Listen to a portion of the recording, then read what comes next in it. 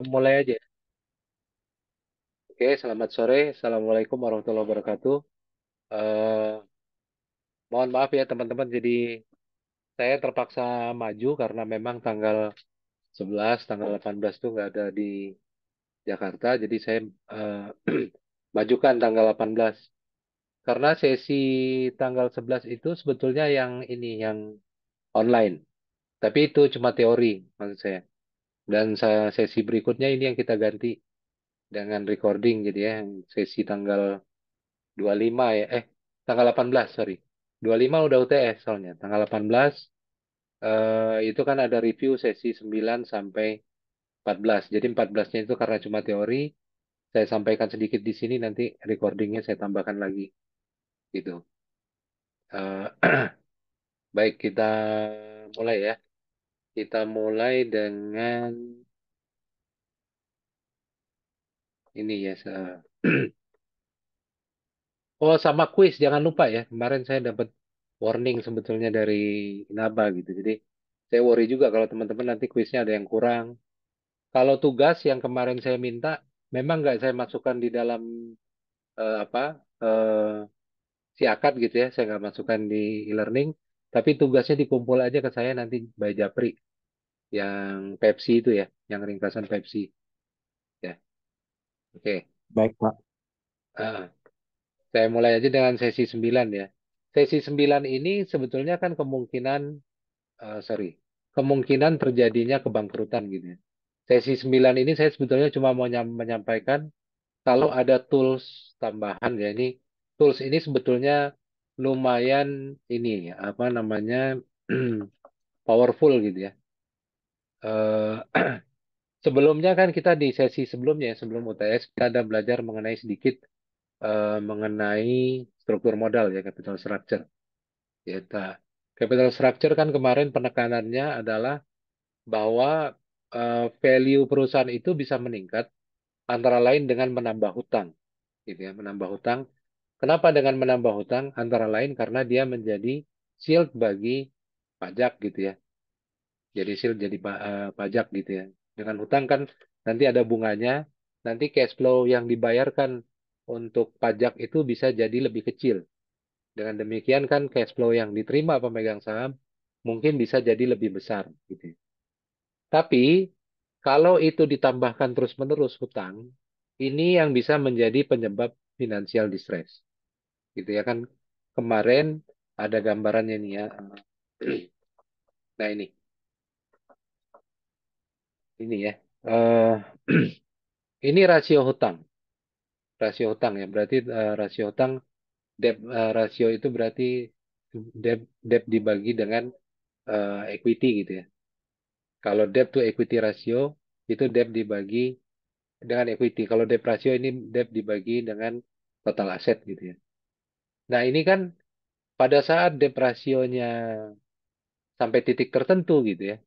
Ini ini firm value ya, value perusahaan. Value perusahaan itu akan mencapai titik optimal. Antara lain kenapa? Karena ada manfaat pajak ya. Kalau dia hanya ekuitas saja gitu ya, tanpa hutang, kemungkinan value perusahaannya ini akan stay di sini gitu ya. Akan stay di sini. Tapi kalau kita kasih hutang, value-nya bisa bertambah. Antara lain karena ada manfaat pajak. Jadi di sesi 10 juga saya kan menyebutkan bagaimana kita meningkatkan value. Nanti kita ulang lagi sedikit gitu ya. Nah, kalau hutang ini ditambah terus gitu ya, kita tambah sampai ke sini gitu. Ini nanti bisa terjadi distress. Value-nya akan turun sampai ke sini. Ya, jadi ada cost of distress, financial distress. Ya, seperti topik hari ini, financial distress. Jadi, distress itu kalau perusahaan tidak bisa memenuhi kewajiban keuangannya. Ya, kadang-kadang belum dia bangkrut gitu ya. Belum bangkrut, tapi tidak bisa memenuhi kewajiban keuangannya. Kalau jadi kalau dia kesulitan membayar hutang pada saat jatuh tempo, disebut bangkrut kalau sudah dia mengajukan pembebasan hutang. Default kalau dia hanya gagal memenuhi salah satu syarat perjanjian pinjaman. Itu default. Ya, dan tools yang saya sampaikan sebetulnya di sini adalah Altman Z-Score. Jadi sesi 9. Z-Score ini kemampuan mendiagnosanya itu 12 bulan lebih awal. Kalau dia 12 bulan lebih awal, akurasinya sekitar 95% tepat. Ya, antara lain dia akan menggunakan metode diskriminan. Ya, nah ini skornya. Ini untuk perusahaan yang sudah go public. Ya, indeks kesehatan perusahaan adalah X1 dikali 1,2 dan seterusnya. Kalau perusahaannya private yang belum go public ini. Nanti kalau perusahaan keuangan lain lagi. Ini untuk perusahaan non keuangan. Ini untuk perusahaan non manufaktur dan perusahaan yang baru berkembang. Z-score-nya sendiri ada 3 item. Gitu ya. Ini tadi kalau perusahaan yang sudah go public. Kalau dia 2,99 lebih besar dari 2,99 itu dikategorikan safe zone, di mana perusahaan tidak akan bangkrut dalam 1 tahun ke depan. Prediksinya, kalau 1,8 sampai 2,99 itu gray zone, belum bisa diprediksi gitu ya. Tapi kalau di bawah 1,8 ini masuk kategori distress. Jadi perkiraannya akan fail dalam 1 tahun ke depan. Dan kalau teman-teman ingat di sesi 9, saya ada sampaikan, nah ini nih, ya. Ternyata dikaitkan dengan rating obligasi gitu ya, agak tepat gitu ya, agak mirip gitu ya. Ini rating obligasi perusahaan. Berarti kan ini rating perusahaannya ya. Rating perusahaannya ini Z-score-nya mereka. Kita lihat misalnya yang 2013 aja gitu. Kan tadi Z-score-nya ini kalau perusahaan go public itu adalah 2,9, 99 dan 1,8. Berarti kalau dia di sini, ini mulai dari sini. Ini sudah mulai masuk ke gray zone dan eh, apa namanya distress gitu ya. Sementara kalau di sini ini masih masuk dalam kategori dia safe zone. Dan ini memang rating obligasinya masih triple A atau double A atau A atau triple B gitu ya. Ini masih masuk di situ ratingnya. Jadi memang berkaitan. Nah ini tingkat akurasinya. Kalau kita prediksi 1 tahun sebelumnya, akurasinya sekitar 95%. Ya, tapi kalau 2 tahun, makin lama kita prediksi, maka akurasinya akan semakin menurun gitu ya. Jadi kalau 50 tahun, 5 tahun sebelumnya kita proyeksi itu hanya dapat 36%. Gitu. Eh, angka ini secara empiris pernah saya gunakan waktu mengevaluasi eh, pengajuan-pengajuan kredit gitu ya, perusahaan korporasi. Kira-kira perusahaan ini dalam 1 tahun ke depan, apakah mereka cukup sehat gitu dan cukup tepat sebetulnya, cukup tepat prediksinya, cukup akurat gitu. Itu sesi 9 ya. Kalaupun ada case dari sini, saya cuma paling hanya minta menghitung kategorinya gitu. Apakah perusahaan ini masuk kategori apa? Apakah dia safe zone atau gray zone gitu ya. Eh, waktu sesi 9 saya ada menyampaikan contoh sebetulnya Bluebird ya. Bluebird kita hitung sebelum dan sesudah gitu ya. Waktu sebelum ternyata angkanya eh, Z-score-nya itu meningkat sesudah gitu. Tapi walaupun kategorinya tetap masih dalam kategori safe zone gitu ya. Eh, jadi kalau saya ngelihatnya sebetulnya di Bluebird itu menguntungkan sekali gitu ya strategi dia untuk em, waktu itu langsung melakukan go public tahun 2013 atau 2014. Kenapa? Karena tahun 2013 2014 itu sebetulnya saat masih sangat berkembangnya itu taksi online gitu ya, Grab dan Gokar gitu ya. Dan itu cukup cukup bersaing dan mereka akhirnya masuk dalam aplikasi Grab dan Gokar. Nah, sesi 10 kita membahas mengenai value enhancement.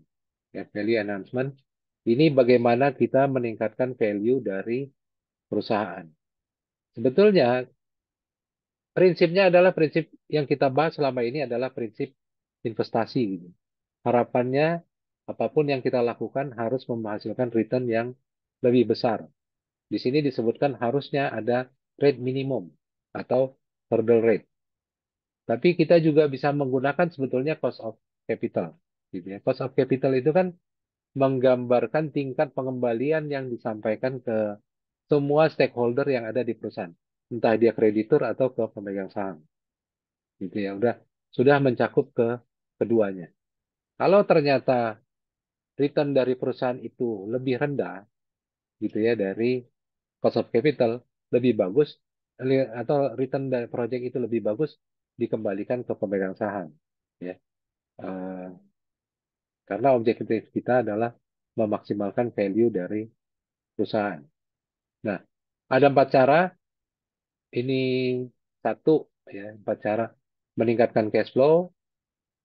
Ingat aja rumusnya gitu ya teman-teman. Ingat aja rumusnya sebetulnya dari rumus itu sudah terbuka semua.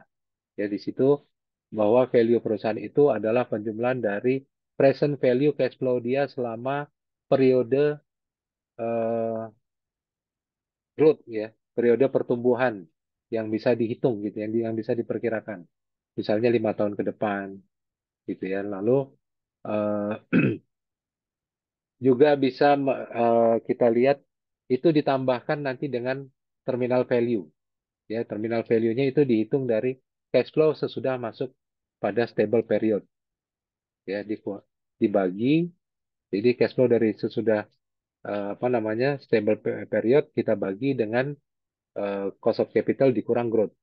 Berarti yang harus dijaga memang pertama itu cash flow karena ini ada di rumusan itu ada di pembilang.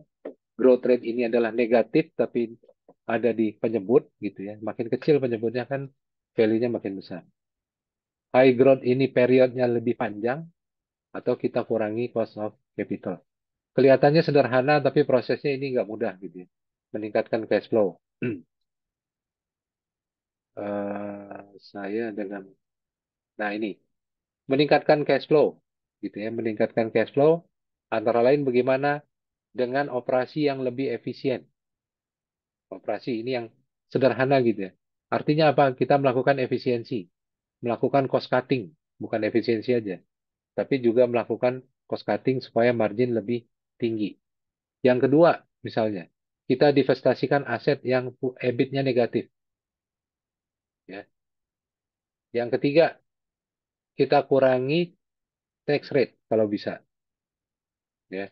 Jadi kalau perusahaan multinasional bukan nggak mungkin mereka pindah ke negara yang pricingnya lebih rendah. Lalu kita berdayakan kelebihan investasi. Kalau ada investasi-investasi masa lalu yang returnnya lebih rendah, patokan kita selalu apakah returnnya itu lebih rendah dari cost of capital. Lalu karena ini adalah rumus cash flow, ya, yang berpengaruh juga adalah capex, ya, capital expenditure. Di mana sorry, bukan capex, perubahan dari modal kerja. Dalam modal kerja itu kan ada inventory, ada piutang gitu ya. Kalau manajemen inventory yang lebih baik, maka cost-nya juga akan turun. Ini contoh bagaimana meningkatkan cash flow. Ini baru satu item untuk meningkatkan value perusahaan. Meningkatkan expected growth. Ya, expected growth kalau kita dengan adanya ini, apa namanya, dengan adanya growth akselerasi gitu ya, kita maka bisa akan meningkatkan value of the firm. Expected growth itu adalah fungsi dari jumlah yang diinvestasikan dengan kualitas dari investasi itu. Jadi kalau kita misalnya perusahaan kita punya satu project yang ternyata bisa menghasilkan return yang lebih tinggi, gitu ya, lebih tinggi, sehingga membuat growth lebih tinggi. Nah ini ditingkatkan gimana caranya kita mendapatkan project-project seperti ini lagi, gitu. Atau kita mempertahankan keunggulan kita supaya bisa menghasilkan growth yang lebih tinggi.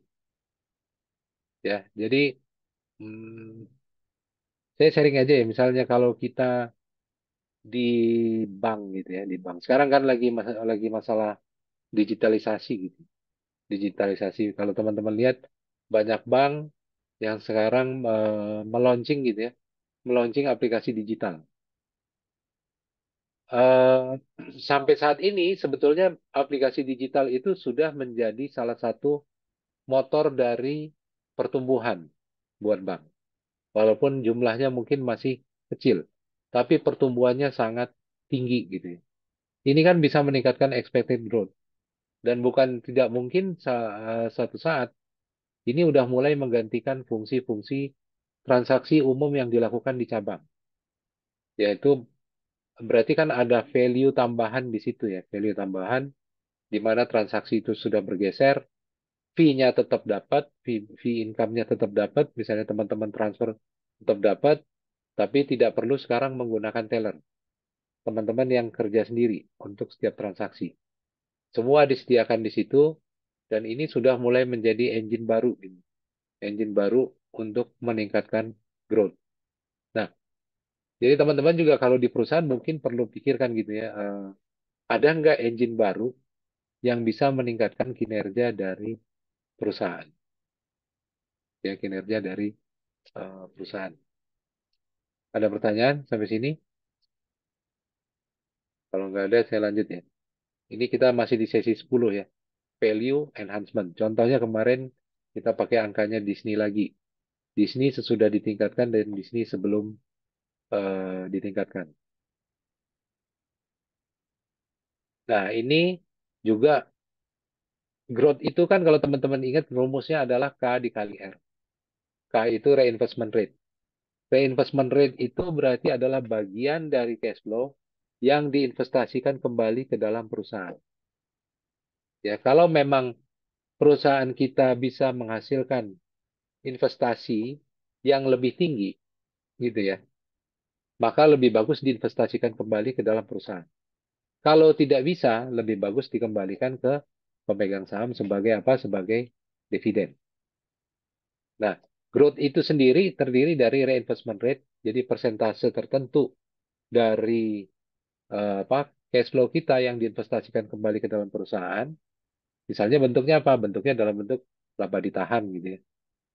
Atau kita lihat juga proyek ini bisa menghasilkan return sebesar apa. Kalau memang returnnya tinggi, lebih tinggi dari WACC kita, silahkan kita investasikan lagi ke dalam perusahaan. Ya, sehingga marginnya bisa lebih tinggi. Ya, ini melalui growth. Ya, jadi tadi satu melalui cash flow, kedua melalui growth, yang ketiga meningkatkan rentang waktu high growth.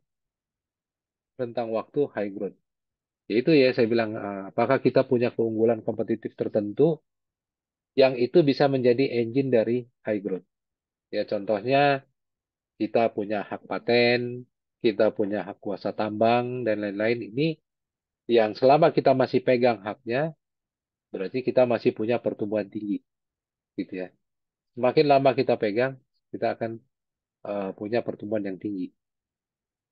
Eh, ini sendiri high growth ini merupakan fungsi dari keunggulan kompetitif, ya, kompetitif advantage. Mungkin di manajemen strategik juga teman-teman belajar ya keunggulan kompetitif itu apa gitu, ya. Yang tidak bisa disaingi oleh orang lain gitu ya. Dan itu macam-macam ininya ya, fungsinya ya. Apakah kita bisa mencari market yang lebih tepat gitu ya. Walaupun marketnya lebih kecil, tapi kita bisa mendapatkan high growth di situ. Atau kita mengelola merek gitu ya, brand. Selama brand itu kita pegang. Di sesi ini saya sampaikan waktu itu contoh juga value Coca-Cola gitu ya dibandingkan dengan generic cola. Nah, kenapa value Coca-Cola itu lebih tinggi? Karena dia bisa mencas lebih mahal. Ya, dia mencas harga cola dia lebih mahal dari brand biasa. Gitu ya. Jadi memelihara merek itu penting. Ya, Eh, itu di orang-orang marketing sangat terkenal gitu ya, bahwa orang itu banyak membeli merek gitu. Misalnya tas gitu ya, LV gitu ya. Kalau ada logo LV-nya mungkin jauh lebih mahal dengan tas kualitas yang sama tapi tanpa merek. Itu gunanya brand dan itu akan menjadi rentang waktu high growth. Nah, yang ketiga, yang keempat, mengurangi cost of capital. Ini yang paling menurut saya sebetulnya yang paling sederhana. Cost of capital dikurangi dengan apa? Antara lain dengan menambah hutang. Gitu ya. Biasanya dengan menambah hutang, kita akan mendapatkan WACC terendah dan value perusahaan yang tertinggi. Jadi di beberapa kasus contoh saya sampaikan itu gitu ya. Contoh ternyata Disney hutangnya ditambah gitu. Hutangnya ditambah walaupun rate-nya lebih mahal, ternyata value-nya masih lebih tinggi. Ya, dan juga melakukan manajemen risiko sebetulnya ya. Ini ada matching hutang dengan aset. Jadi hutang jangka pendek harus digunakan untuk kebutuhan jangka pendek. Hutang jangka panjang harus digunakan untuk hutang jangka panjang. Ya, itu karena akan menimbulkan risiko. Hutang dolar harus untuk membiayai aset non dalam dolar juga. Jadi jangan sampai kita berhutang dalam bentuk US dollar untuk transaksi di Indonesia. Bunganya memang US dollar lebih rendah, tapi kalau ada perubahan kurs, maka resiko yang kita hadapi akan jauh lebih besar. Ya ini saya nggak bahas lagi rantai value enhancement. Nah, 11 dan 12, ini sampai sini ada pertanyaan teman-teman?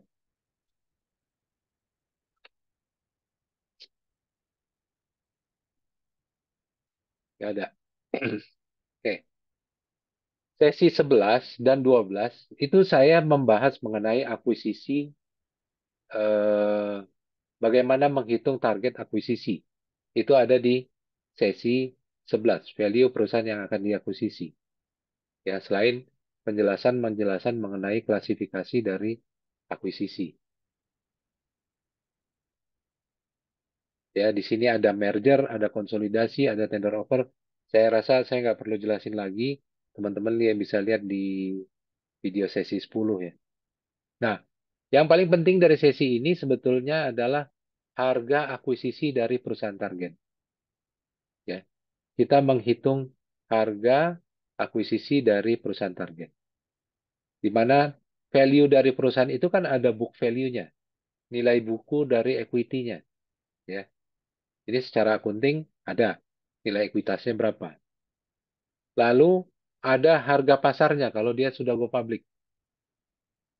Ya, bisa jadi seperti satu perusahaan nilai bukunya pada saat go public itu eh, harga sahamnya hanya Rp500 per lembar gitu ya. Dan mungkin sekarang harganya sudah 6.000, Rp7.000. Itu harga di market sesudah dia go public. Dan yang kita hitung sebetulnya ini ada premium lagi yang kita bayar lebih tinggi dari harga akuisisi ya. Ini yang kita hitung dengan harga akuisisi lebih tinggi dari harga pasar. Nah, inilah harga akuisisi ini yang kita hitung. Kalau saya boleh tanya, sebetulnya harga akuisisi ini faktornya apa saja yang paling menentukan gitu? Kenapa dia bisa lebih tinggi dari sini? Ada yang punya ide?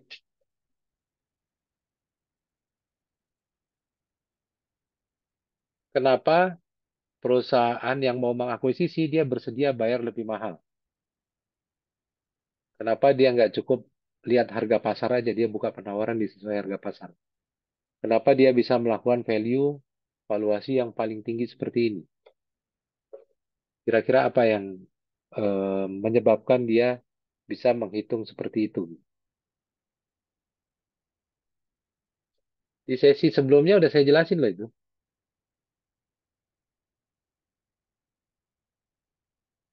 Ada yang mau komen silakan. Kenapa harganya bisa lebih tinggi?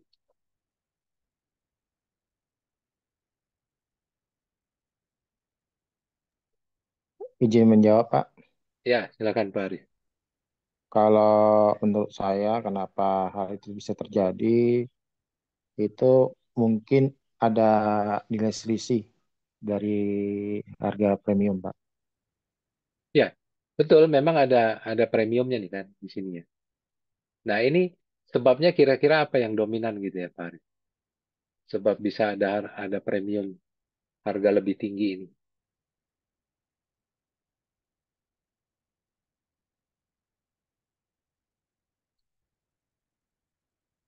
Dari hitung-hitungan kita aja kalau diikutin sesi 11 ini ya. Kira-kira apa sebabnya? Dari sinergi yang diharapkan mungkin Pak, dari sinergi biaya Betul, betul, pendapatan. betul. Satu karena sinergi, ya. Ada dua tuh kira-kira yang dari hitung-hitungan kita kemarin. Satu Hmm, sinergi, oke. Satu lagi, apa sih potensi pertumbuhan betul. untuk Dua apa sih tuh, atau akses pasar? betul. Satu lagi, perusahaan yang mau kita, betul tuh Pak Aris. Yang mau kita akuisisi, dia punya potensi untuk nilainya lebih tinggi kalau kita kelola lebih baik. Kalau kita yang kelola. Jadi kan kemarin nilai perusahaan akuisisi itu kan ada tiga ya. Satu, eh, value dari status quo, ya kan? Value status quo itu value saat ini. Value dia saat ini as is, gitu ya. Kita nilai, oh nilai perusahaannya sekian. Lalu ada value of corporate control. Corporate control ini kita asumsikan bahwa perusahaan ini kita akuisisi dan kita akan kelola dengan lebih baik sehingga nilainya akan jadi lebih bagus. Selisih antara nilai yang lebih tinggi kalau kita kelola dengan value dari status quo itu adalah value corporate control. Lalu yang ketiga adalah value dari sinergi. Tiga item itu sebetulnya. Ya, tiga item itu. Jadi existing, nilai existing, ada nilai dia kalau kita kelola dengan lebih baik, berapa nilai tambahnya. Lalu yang ketiga adalah value dari sinergi. Makasih, Pak Haris. Nah, saya lanjut ya. Saya nggak ini. eh,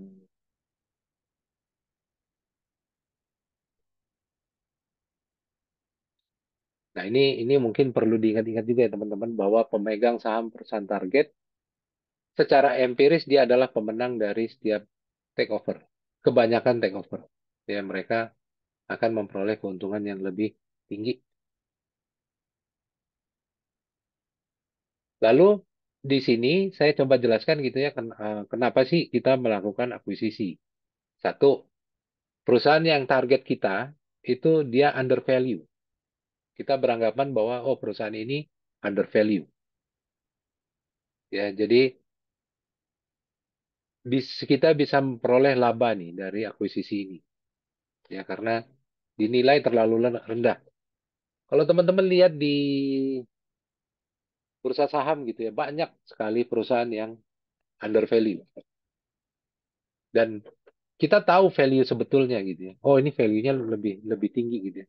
Teman-teman kalau di apa namanya pemain-pemain saham tuh udah punya cara lebih cepat gitu ya, lebih cepat untuk mengetahui value dia antara lain membandingkan antara ROE dibandingkan dengan harga saham dia saat ini dibandingkan dengan harga nominal saham dia saat ini.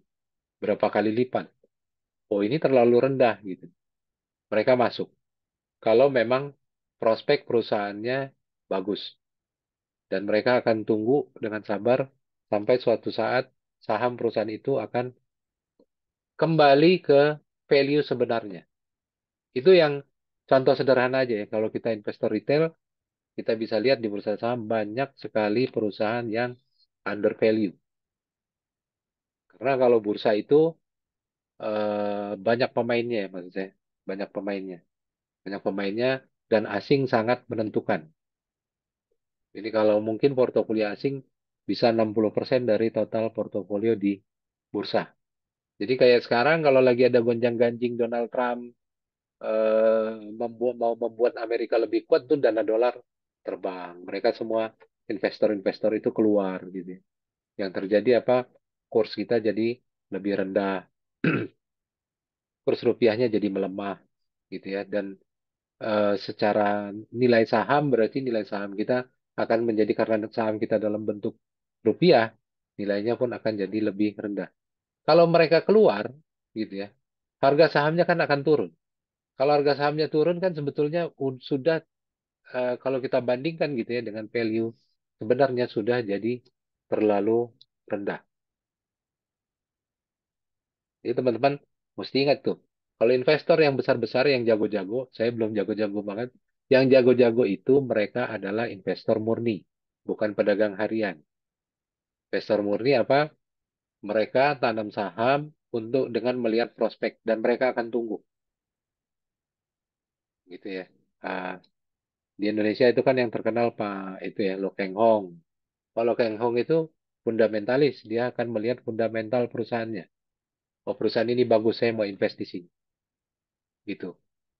Dia nggak mau invest misalnya, saya nggak ngerti, tapi Pak Lo itu pendapatnya dia nggak mau investasi misalnya di BUMN kecuali PTBA, Bukit Asam. Kenapa Bukit Asam? Kalau teman-teman masuk bursa, tahu biasanya akhir-akhir tahun musim dingin Eropa itu akan perlu batu bara.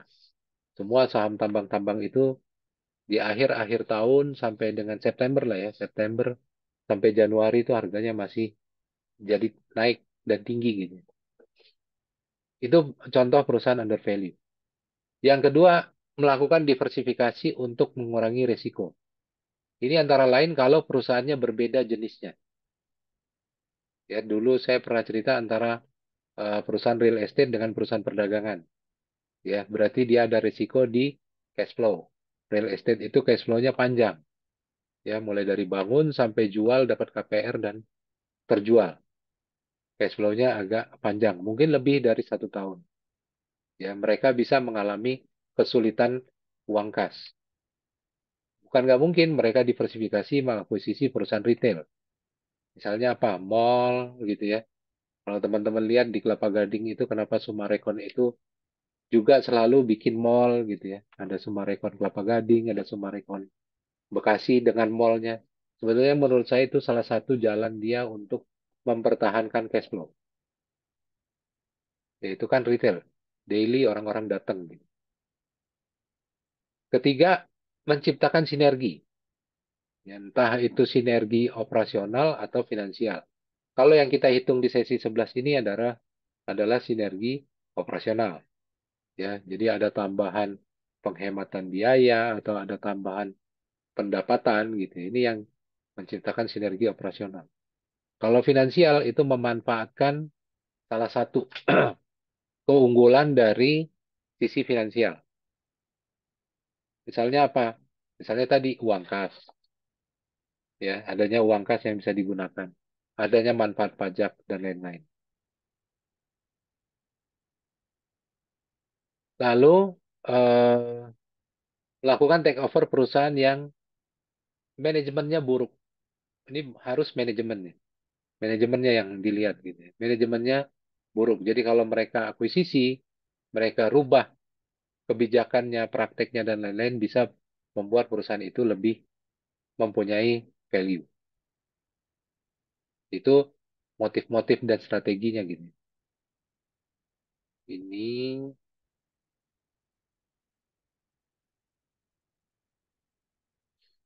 nah, lalu yang ke berikutnya adalah karena sinergi. Teman-teman ingat ya, sinergi itu akan tercapai kalau value gabungan perusahaan A dan B lebih besar daripada penjumlahan value perusahaan A berjalan sendiri, value perusahaan B berjalan sendiri atau independen.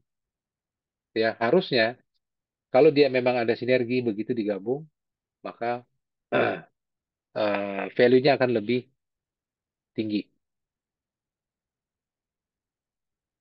Bukti empirisnya menunjukkan bahwa memang value gabungan ini meningkat, tapi belum bisa dibandingkan dengan kompetitor.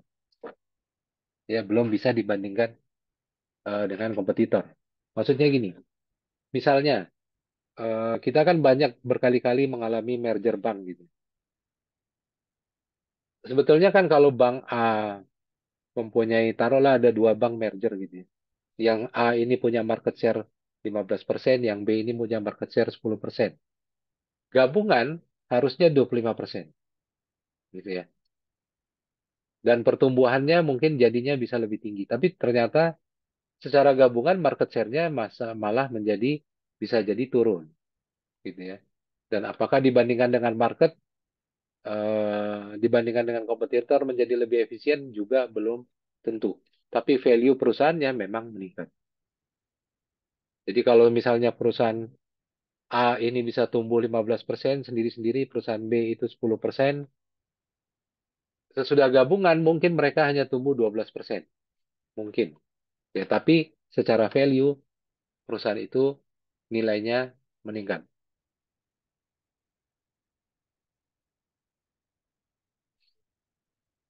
Ini untuk perusahaan yang di-manage dengan buruk. Lalu juga jangan lupa bahwa dalam kasus-kasus ini ada perbedaan ya, sering ada masalah perbedaan motif dari manajer dengan pemegang saham. Ya, jadi bisa jadi manajer itu mau untuk melakukan merger antara lain untuk masalah ego, masalah mendapatkan kompensasi, masalah membangun kerajaan gitu ya. Ini apa namanya?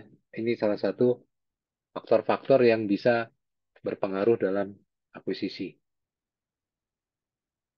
Ini acuannya ya teman-teman, acuannya. Kalau dia motifnya adalah under value, perusahaannya itu dinilai lebih rendah, patokannya adalah harusnya sahamnya diperdagangkan di harga di bawah value yang sebenarnya.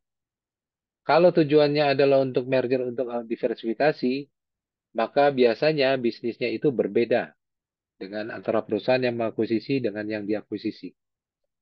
Kalau motifnya mendapatkan sinergi operasi, ya biasanya karakteristiknya adalah adanya penghematan biaya, adanya pertumbuhan yang lebih tinggi. Ya, dengan demikian cash flow-nya juga lebih tinggi.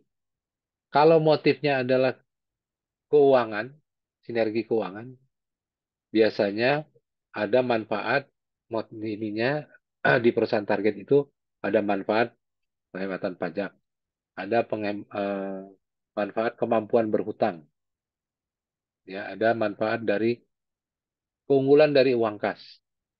Ini financial synergy. Lalu kalau motifnya adalah kontrol, ya, bahwa biasanya perusahaan target itu adalah perusahaan yang di-manage dengan tidak baik, ya, dan kinerjanya di bawah pasar. Tapi ada juga kalau motifnya ini motif dari manajer tadi, ya, biasanya memiliki karakteristik yang memenuhi kebutuhan ego dan kekuasaan dari CEO-nya. Jadi kalau motifnya dari manajer, bukan dari pemegang saham, itu yang bisa jadi untuk memenuhi kebutuhan ego. Jadi yang begini-begini biasanya teman-teman akan dihukum oleh pasar itu sendiri. Ya, pasar akan melihat, eh, investor akan melihat gitu ya motif-motif perusahaan itu melakukan merger.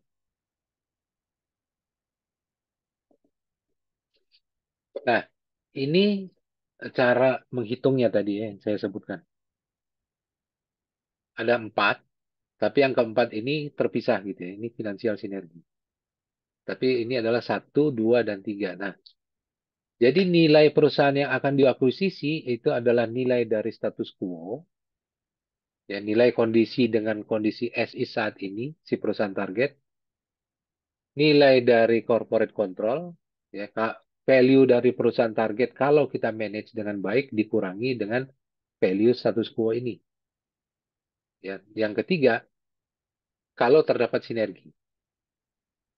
Tiga item ini akan menjadi harga penentu harga akuisisi perusahaan. Oke, saya mau share yang ini. Sesi 10. Nah, ini teman-teman saya kasih lihat ya, ini UTS UAS tahun lalu. Ya, tahun lalu. Saya nggak akan tanya panjang-panjang, tapi saya tanya seperti ini. Sederhana sebetulnya. PTX sedang mempertimbangkan mengakuisisi PTZ di tahun ini. PTX selalu acquirer sudah memperhitungkan value. Jadi teman-teman nggak perlu ngitung lagi value-nya, nggak perlu. Seperti tabel waktu kita UAS. Ya. Saya cuma pengen tanya sebetulnya pemahaman dari teman-teman. Yang pertama, ini value status quo. Berarti value existing ya, as is. Perusahaan X dan perusahaan Z. Ini yang mau diakuisisi. Z ini nilainya adalah 2.500. Z ini kalau kita dikelola oleh PTX, nilainya adalah 5.100. Ini kelihatan nggak gambarnya? Halo? Kelihatan, Pak. Kelihatan ya? Najib? Z ini nilainya kalau kita kelola dengan lebih baik adalah 5.100. Ini nilai gabungan kedua perusahaan sudah memperhitungkan sinergi 50.000. Ya, jadi dua ini ya. Ini kan kalau kita gabung 40.000 sama 2.500, 42.500. 40.000 dengan 5.100, 45.100. Ya, tapi kalau kita dengan sinergi ternyata nilainya ada 50.000. Ya. Dan ini adalah betanya tanpa hutang ya dari PTX dan PTZ. Pertanyaan nomor satu aja. Sebetulnya berapa nilai maksimal PTZ yang bisa ditawarkan oleh PTX untuk diakuisisi? Berapa harganya? Berarti kita akan menjumlahkan satu value status quo dari PTZ ya. 2.500. Value corporate control dari PTZ. Corporate control itu adalah value PTZ kalau dikelola dengan lebih baik gitu ya. 5.100 kita kurangi dengan 2.500. Ya, berarti value corporate control dari PTZ ini adalah 2.600. Betul nggak? 5.100 dikurang 2.500. 2.600. Lalu yang ketiga adalah value ini ya. Ini saya lihat balik ke bulletin. Ini value status quo. Value status quo-nya ini 2.500. Value corporate control adalah 5.100 kita kurangi dengan 2.500 atau 2.600 ya. Yang ketiga adalah value dari sinergi. Value dari sinergi ini gabungan dengan adanya sinergi. Gabungan tanpa sinergi yang mana? Gabungan tanpa sinergi adalah 40.000 ditambah 5.100. Jangan salah, jangan dengan 2.500. Tapi dengan 5.100. Berarti nilainya gabungan tanpa sinergi adalah 45.100. 50.000 kira 45.100 berapa tuh? 50.000 kita kurangi dengan 40.000 kita kurangi dengan 5.100.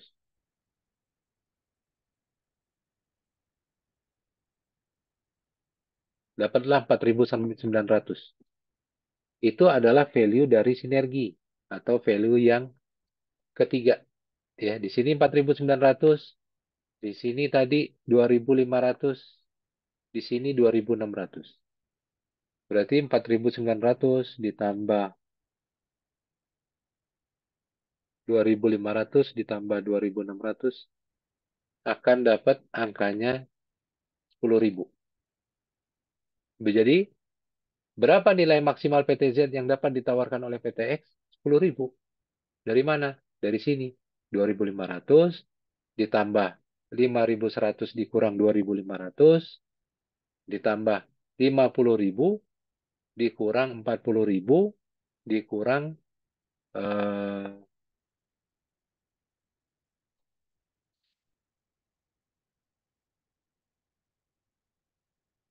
50.000 dikurang 40.000 dan dikurang lagi dengan 5.100. Total akan menjadi 10.000.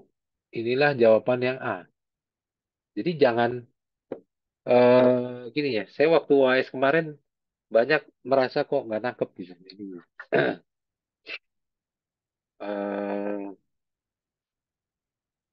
kok jadi nggak nangkep gitu ya. Memang kita banyak online, saya agak susah menjelaskan, tapi poinnya adalah itu ya. Nilainya itu 10.000. Jadi sederhana sebetulnya jawabnya. Berapa nilai maksimal dari PTZ? Lalu ini cuma jebakan, ya, cuman nggak ada hubungan sebetulnya beta nih. Jadi ada beta ini dikaitkan dengan A gitu ya. A ini kita udah dapat sendiri ini dari tabel 10.000. Ini ada data unlevered beta masing-masing. Hitung ini hitunglah unlevered beta pada perusahaan gabungan gitu. Perusahaan gabungan sebetulnya ini juga sederhana nih teman-teman. Jadi sebetulnya hanya kita semacam menginterpolasi kan.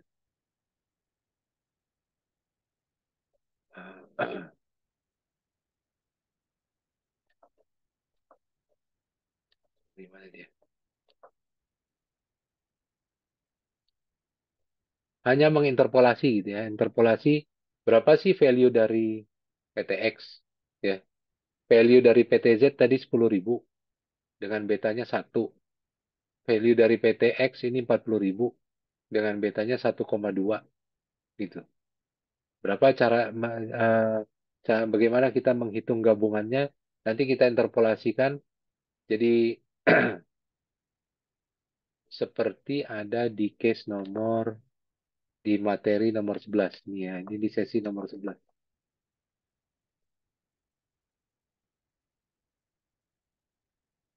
Oh, sorry. Ini di sesi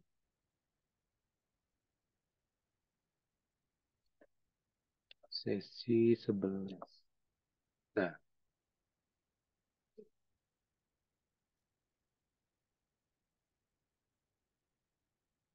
nah ini beta ya. Value dari digital 4535. Value dari compact 38 ya. Jadi total berapa beta gabungannya adalah ini kan betanya nih existing 1,07 dikali dengan nilai ini 4535 dibagi dengan total nilainya 43 ditambah 1,17 dikali dengan nilai dia compact 38 dibagi dengan 43.000 gabungan dapat angkanya 1,16. Saya cuma tanya sampai situ. Hitung ini unlevered beta masing-masing. Hitunglah unlevered beta kalau sudah digabung.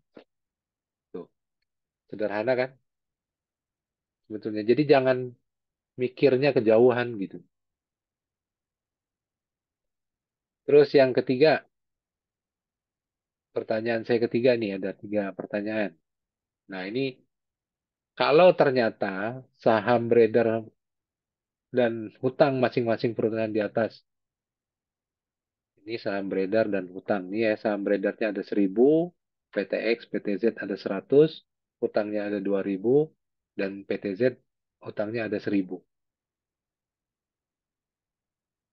Jika PTX menawarkan akuisisi di mana satu lembar PTZ, saham PTZ, dibeli dengan 2,5 lembar saham PTX, apakah dia mengalami kelebihan pembayaran? Ini saya share perhitungan Excel-nya misalnya, ya. Nih,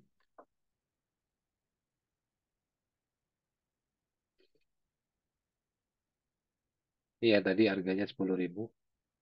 Ini betanya. Kalau PTX punya hutang 2.000, PTZ punya hutang 1.000, di mana saham beredar PTZ ada 100 juta lembar, PTX ada 1.000 juta lembar. Ini kan value masing-masing. Misalnya PTZ ya, value-nya kan tadi 10.000. Kita udah hitung nih, 10.000 ya. 2.500 tambah 2.600 tambah 4.900. Dapat 10.000. Dia punya hutang berapa? Disebut di case dia punya hutang 1.000. Kita kurangi lagi value-nya 1.000. Berarti value-nya sekarang 9.000. Dia punya saham beredar berapa? 900, 100 juta lembar. Kita bagi misalnya dengan 100. Berarti harga saham beredarnya per lembarnya itu 90. Ya, 90 dolar.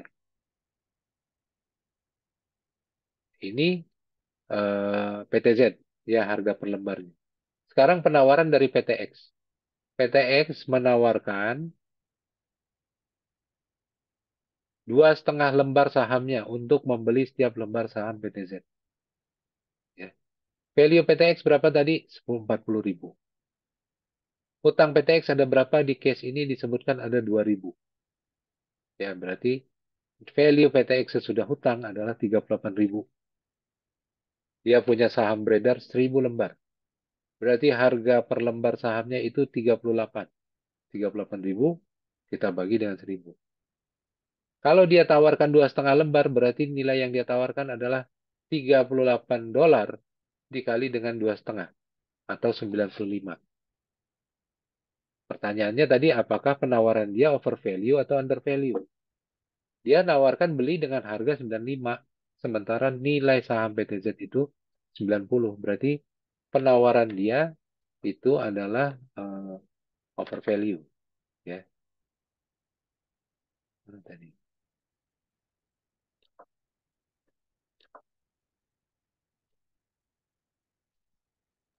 Ada di sesi 11.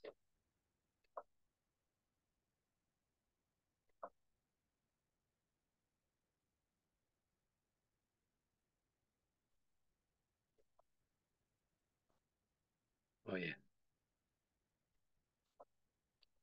ini ya, saya balik ke soal tadi.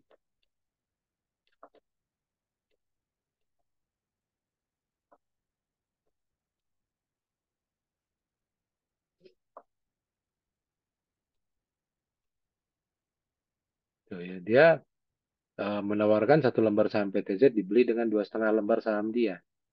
Harga saham dia 38, harga saham PTZ 90. 38 kali 2,5 itu 95. Berarti sebetulnya dia mengalami kelebihan pembayaran, ya, over value. Tuh ini yang bobot paling besar. Ini soal yang tahun kemarin. Saya tanya secara teori sinergi operasional, gitu ya. Apa itu sinergi operasional? Lalu case-nya cuma satu. Ini aja.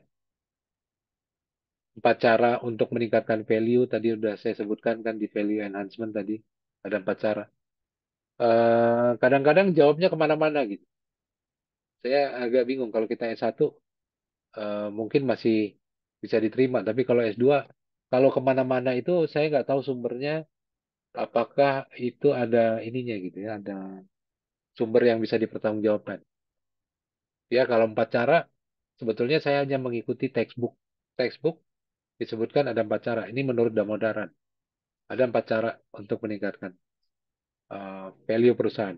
Tadi meningkatkan cash flow, meningkatkan growth, meningkatkan periode high growth dan lain-lain gitu ya. Ada 4 gitu. Memperbaiki manajemen risiko gitu ya, itu berkaitan dengan gambar tadi ya. Meningkatkan apa namanya meningkatkan manajemen risiko sehingga menurunkan risiko itu dari 4 cara yang mana gitu ya pertanyaannya. Itu sebetulnya berkaitan dengan cash flow ya kalau kita lihat di sini. Ini balik lagi nih value enhancement. Nih, antara lain ini berkaitan dengan mengurangi cost of capital. Ini kan mencocokkan match hutang dengan aset ini termasuk dari manajemen risiko. Jadi mengurangi cost of capital. Ya, dengan manajemen risiko kita bisa mengurangi cost of capital. Lalu apakah merubah metode akuntansi bisa meningkatkan value? Ini udah beberapa kali dibahas ya. Tidak, gitu ya. Semua hal yang tidak meningkatkan cash flow, merubah cash flow, tidak akan meningkatkan value bagi perusahaan. Stock split, pemecahan saham, apakah bisa meningkatkan value? Ya, ada yang mau jawab. Misalnya nih, selama ini Pak Jimmy punya saham BCA dengan harga 10.000. Tiba-tiba BCA-nya memutuskan stock split. Satu saham dipecah dua. Harganya jadi 5.000. Sekarang Pak Jimmy punya dua saham dengan harga 5.000. Apakah hal itu bisa meningkatkan value perusahaan? Kira-kira aja. Ada yang bisa jawab nggak?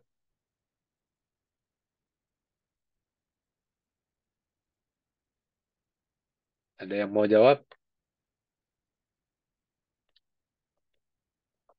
Stock split, pemecahan saham. Pertanyaannya dibalikin aja kan udah disebutkan tadi ya bahwa apapun aktivitas yang tidak berkaitan dengan cash flow tidak akan meningkatkan value perusahaan. Stock split ada yang masuk ke dalam cash flow nggak? Balik lagi, ingat rumus cash flow. Cash flow itu FCFF. FCFF itu asalnya dari mana? Dari EBIT kali satu min tax. Ditambah dengan depresiasi. Dikurangi dengan capital expenditure. Ya, lalu dikurangi dengan perubahan modal kerja. Itulah cash flow. Sekarang kalau kita melakukan stock split, perusahaan melakukan stock split, apakah ada peningkatan value?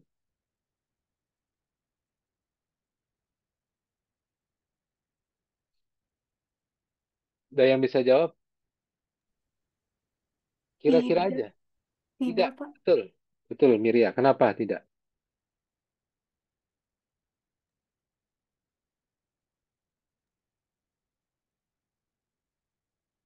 Karena ningkatin laba pendapatan nggak ngaruh ke apa-apanya gitu Pak. Betul. Hmm. Stock split itu kan hanya pemecahan saham yang dipegang oleh pemegang saham, gitu kan? Yang nilainya dipegang oleh pemegang saham. Apakah meningkatkan value? Enggak. Kenapa? Karena nggak ada kaitannya sama cash flow kok. Nggak ada yang masuk ke cash flow. Apakah kalau kita ingat rumus cash flow gitu ya, ada EBIT kali satu min tax dikurang depresiasi. Apakah dia akan meningkatkan ini dengan adanya stock split? Kan enggak. Yang berubah itu cuma jumlah saham yang dipegang oleh pemegang saham. Apakah langsung masuk ke operasional perusahaan? Enggak. Kan value itu kan kita hitung dari cash flow. Kalau dari cash flow kan berarti dari segi operasional perusahaan. Ya, dari aktivitas operasi perusahaan. Kalau dia tidak berkaitan dengan aktivitas operasi perusahaan, gitu, dalam menghasilkan cash flow, ya nggak akan berubah apa-apa. Betul, gitu. Jadi, nggak susah-susah amat sebetulnya keuangan itu teman-teman bisa dibayangin gitu ya. Asal kita eh, paham sedikit-sedikit mengenai akuntansi lah. Bahwa ini ada dua nih sumber pendanaan. Ada pemegang saham, ada hutang gitu. Itu di sisi pasifan neraca. Di sisi aktifan neraca kan ada aset-aset yang kita kelola operasionalnya untuk menghasilkan cash flow. Mendanainya ada di sisi pasifa. Ada ekuitas, ada hutang. Gitu.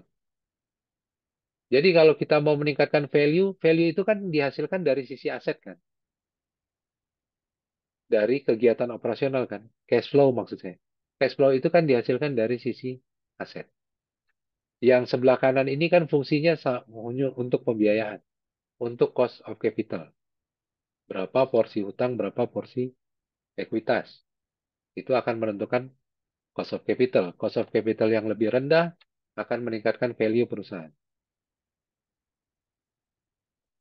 Nah, kalau stock split kan nggak merubah jumlah ekuitas yang sudah di ini ya.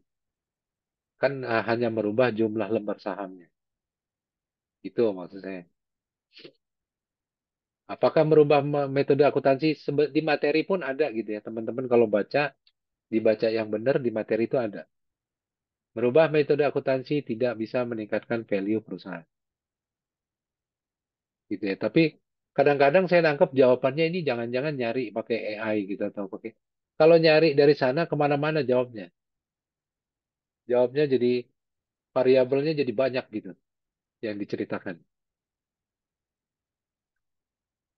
Tapi kalau di materi ada jelas dan tegas gitu. Apakah metode akuntansi? Enggak.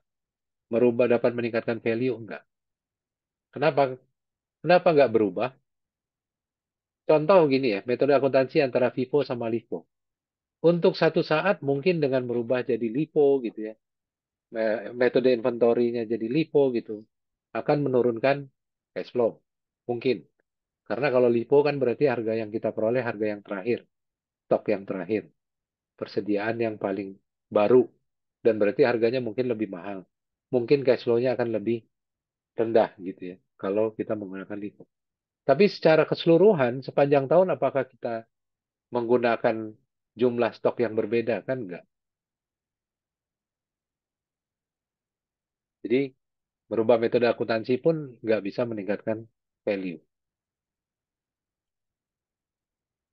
Nah, ini yang hubris hipotesis, ini juga berkaitan dengan teori di merger akuisisi. Ada tuh yang di sesi 11. Jelaskan perbedaan dari spin-off, split-off, dan split-up. Ini ada di sesi 14 yang kita belum bahas. Langkah-langkah dalam divestasi ini ada sesi 14. Ini juga nomor 7 juga sesi 14.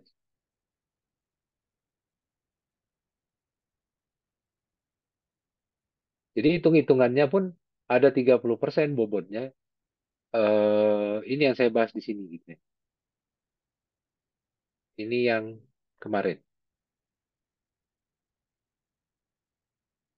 Saya nggak akan bikin lagi tabel panjang-panjang gitu ya.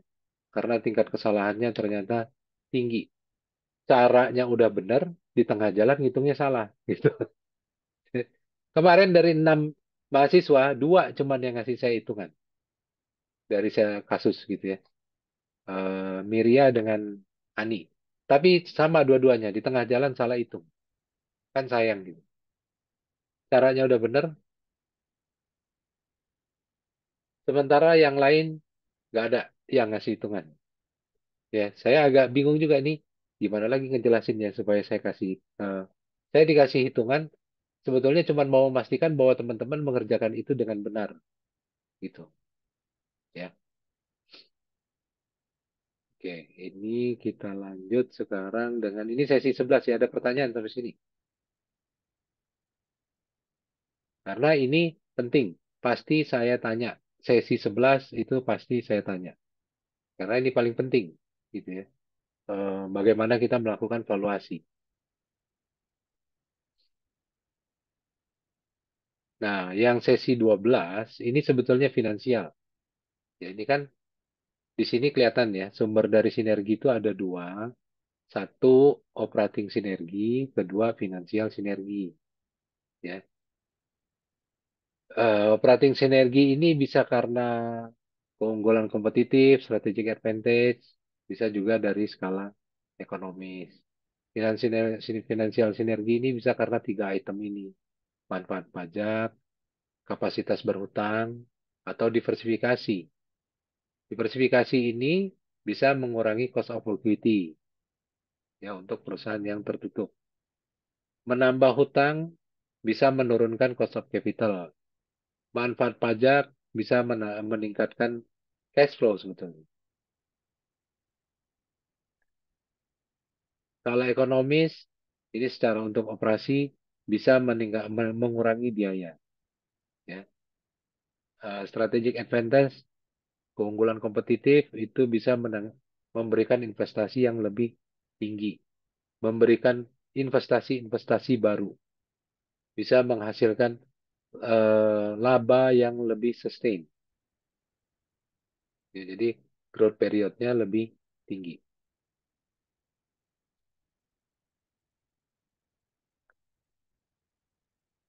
Oke, ini yang finansial sinergi.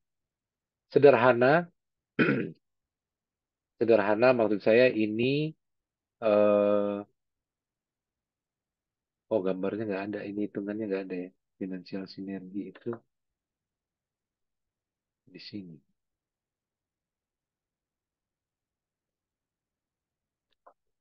Nah, ini sudah finansial sinergi.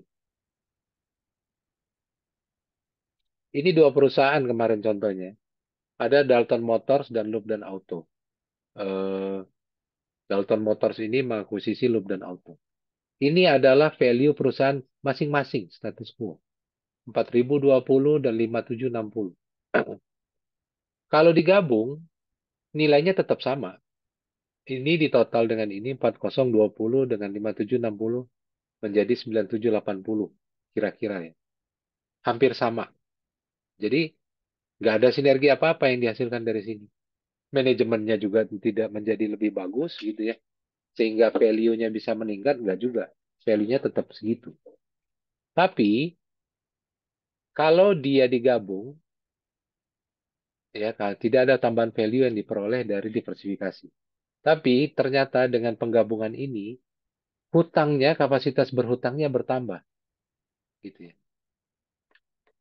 Sebelumnya, rasio hutangnya kan hanya 30% sih saya di sini. Ini keduanya itu punya kapasitas berhutang 30%. Sama-sama 30%. Ya. Tapi ternyata dengan digabung, kapasitas hutangnya menjadi bertambah jadi 40%. Ya. Dan betanya juga meningkat. Dengan demikian, value-nya pun bertambah. Gitu ya. Begitu hutangnya ditambah. Value-nya menjadi 11.000. Inilah sinergi dari finansial. Kenapa? Karena ada peningkatan kapasitas berhutang. Tuh. Jadi kalau yang finansial nih sederhana ya teman-teman. Dia nggak melihat dari sinergi operasional, tapi dia lihat dari manfaat yang diperoleh. Antara lain ada manfaat pajak, ada kapasitas berhutang gitu ya.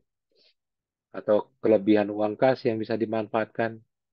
Dan di sini contohnya adalah peningkatan kapasitas berhutang. Hutangnya bisa meningkat jadi 40%. Sehingga cost of equity-nya harusnya menjadi turun gitu ya. 13,66. Sorry, cost of capital-nya jadi turun. Kalau ini sebelumnya 10,76, sekarang menjadi 10,45. Cost of capital-nya menurun ya, sehingga value-nya meningkat. Antara lain kenapa? Karena hutangnya bertambah. Inilah sinergi finansial. Oke. Ada pertanyaan sampai sini? Ini sesi 13. Sesi 12. Sesi 13 ini teori. Ya, jenis dan teknik akuisisi. Ini videonya udah saya upload dan pastinya hari ini ya, sesi 13. Ada jenis-jenis merger. Merger itu bisa dilakukan horizontal atau vertikal. Kalau horizontal itu kalau dia sejenis. Jadi dua perusahaan yang kompetitor. Sejenis, satu rata gitu ya. Kan kalau horizontal kan garis datar gitu ya. Kalau vertikal kan garis ke atas ke bawah. Jadi kalau horizontal, ini dua perusahaan yang saling berkompetisi sama. Dan ini bergabung. Ya, bisa meningkatkan kekuatan pasar. Bisa menyebabkan oligopoli. Ya, jadi bisa menyebabkan oligopoli, ya, jadi anti kompetisi. Ini bisa ditentang sama regulator gitu ya. Regulator kalau di Indonesia tuh ini apa kok komite apa persaingan usaha gitu. KPPU apa yang mengawasi persaingan usaha. Contoh sekarang kemarin isunya kan di Jepangnya sendiri Nissan itu diakuisisi sama Honda gitu. Itu bisa jadi oligopoli loh. Karena kalau nggak salah saya Honda itu nomor 2 gitu. Nomor di Jepang. Nomor satunya Toyota. Kalau ditambah dengan Nissan gitu ya, mungkin bisa jadi marketnya jadi lebih besar gitu. Bisa jadi akan menjadi penelitian dari Komite Persaingan Usaha di Jepang. Bisa juga vertikal. Vertikal ini kalau hubungannya antara pembeli dan penjual. Misalnya antara pabrik dengan suppliernya, antara pabrik dengan distributornya, antara distributor dengan retailernya, pengecernya. Itu bisa. Antara lain untuk memperluas daerah pemasaran. Ya. Eh, jadi kan banyak perusahaan ini punya distributor sendiri, ya. Yang kelihatan itu misalnya rokok gitu ya di Indonesia. itu rata-rata perusahaan itu punya distributor sendiri ke bawah. Ya, bukan nggak mungkin ini dulunya adalah perusahaan distributor yang berdiri sendiri, lalu mereka akuisisi karena ininya lebih besar, gitu. Apa namanya, jangkauannya lebih luas. Itu tadi merger horizontal, merger vertikal, dan konglomerasi. Kalau ternyata konglomerasi ini antara perusahaan-perusahaannya itu tidak punya hubungan kompetitor, tidak punya hubungan pembeli penjual, jadi sangat berbeda. Ya, yang jelas di Indonesia itu biasanya konglomerasi kan kelihatan tuh di Lipo Karawaci. Ya. Jadi ini hampir semua anak-anak dia gitu ya bergabung menjadi Lipo Karawaci. Ya, ada Arya Duta Hotel, ada Siloam, ada Kartika Abadi Sejahtera, ada Lipo Land Development gitu, Sumber Waluyo dan lain-lain. Ya bergabung dengan Lipo Karawaci. Itu konglomerasi. Berarti apa? Usahanya itu berbeda-beda. Yang mungkin tidak ada kaitan baik horizontal maupun vertikal. Tujuannya apa? Satu, untuk diversifikasi usaha. Ya, kalau perusahaan ingin menguasai dan memiliki kekuatan yang mendapatkan peluang lebih tinggi.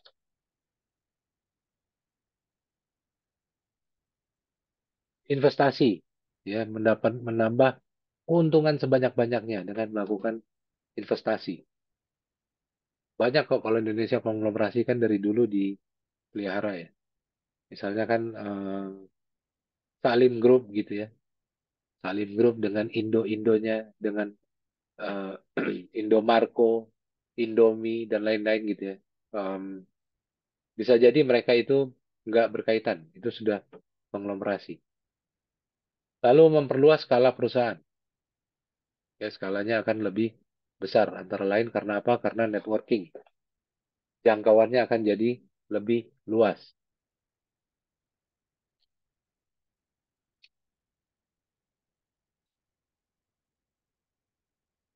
Negosiasinya untuk merger biasanya dilakukan friendly, ya, tapi dengan klausul adverse change yang memungkinkan salah satu pihak membatalkan deal, ya, kalau terjadi perubahan situasi. Bisa dengan menghubungi langsung antara perusahaan pengakuisisi dengan target atau juga melalui perantara investment banker.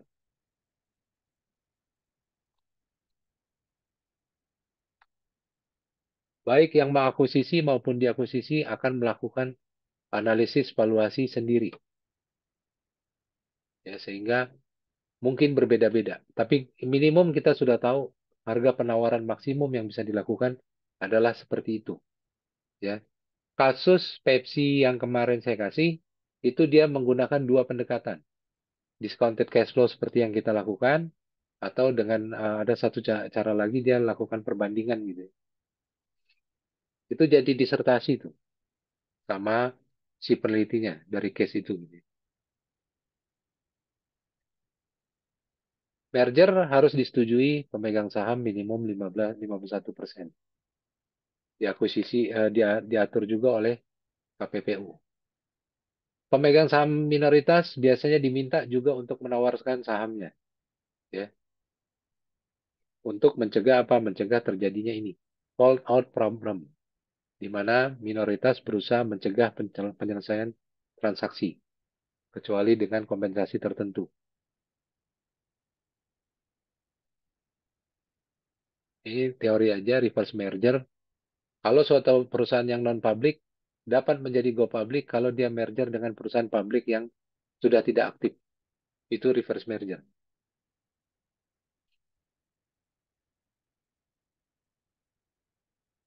Selain merger juga perusahaan bisa memilih untuk membeli sebagian saham perusahaan target dan bertindak sebagai holding.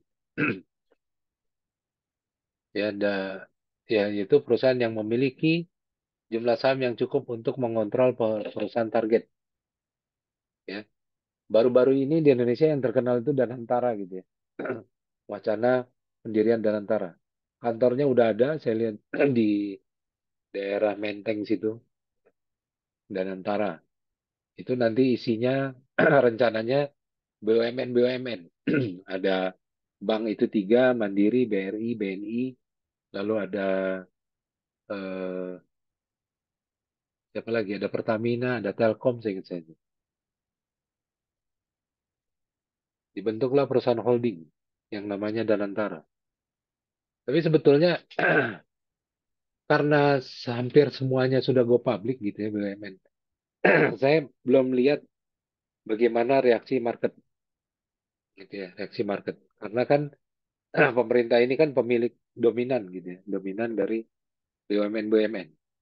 Kalau dia jadi holding, pasti si pemegang saham merasa ini dalam ini saya, dia akan merasa sekarang kontrol ini berada di mana?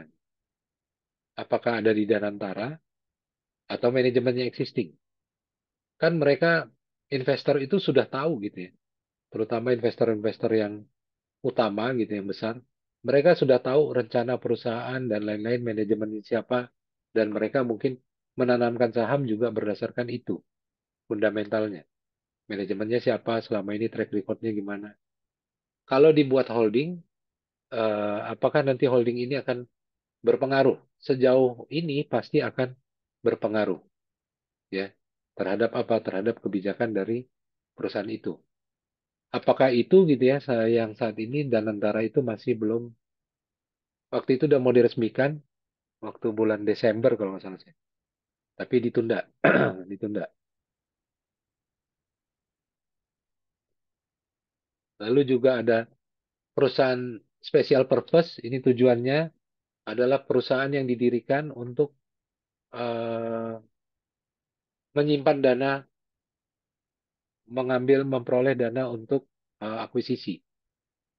Ya, jadi perusahaan ini akan digunakan untuk IPO, untuk go public. Ya, nanti hasil dari IPO-nya akan dipakai untuk mengakuisisi. Buat investor, eh, mungkin bisa jadi pertanyaan gitu ya, kalau ada perusahaan yang go public dengan tujuan mengumpulkan dana untuk akuisisi. Karena bisa jadi akuisisinya batal gitu ya. Lalu dana yang dikumpulkan untuk apa? Gitu. Nah, teman-teman mungkin juga bisa baca case-nya Bukalapak. Gitu ya. Bukalapak itu kan kemarin hasil dari IPO-nya, ini yang jadi pertanyaan dari pemegang saham.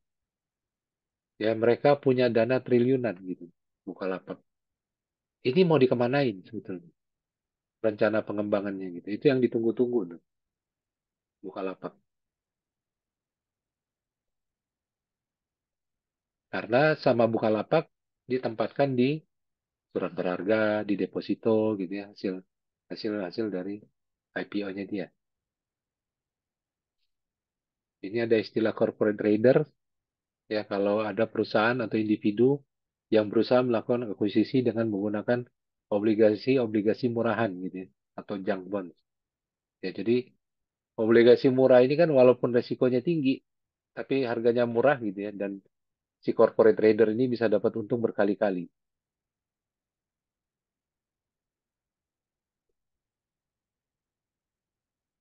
Ini motif-motifnya ya atau strateginya tadi satu adalah growth, lalu dia mendapatkan sinergi, melakukan diversifikasi, dan melakukan motif ekonomi lainnya, misalnya integrasi horizontal dan vertikal.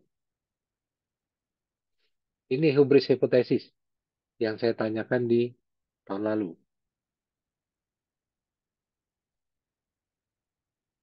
Ada kebanggaan manajer dalam perusahaan yang acquirer sehingga menjadi alasan take over. Ini akuisisi berdasarkan motif personal. Jadi menurut Richard Roll ini, hipotesis ini, yang terjadi adalah harga saham perusahaan acquirer akan jatuh. Ya, yang perusahaan yang mau mengakuisisi dan alasannya karena motif personal manajernya gitu, ya, harga saham perusahaan acquirer akan jatuh.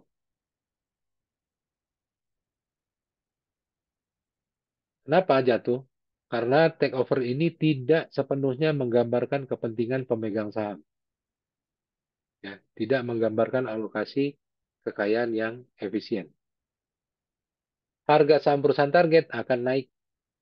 Ya, target ini selalu akan diuntungkan.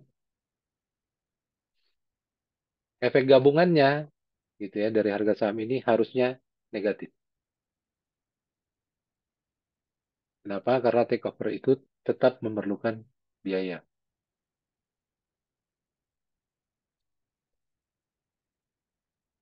Winner's curse hipotesis.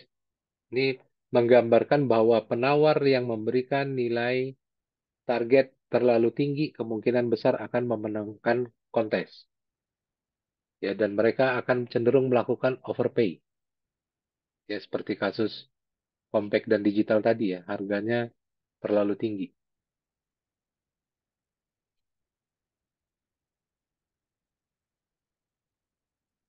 Melampaui estimasi pasar modal hingga 67%. Harga penawarannya sangat tinggi melampaui estimasi pasar modal. Jadi winner's curse itu kutukan dari si pemenang gitu ya. Kutukan dari si pemenang. Kenapa? Karena si pemegang saham ini yang akan menjadi pemenang.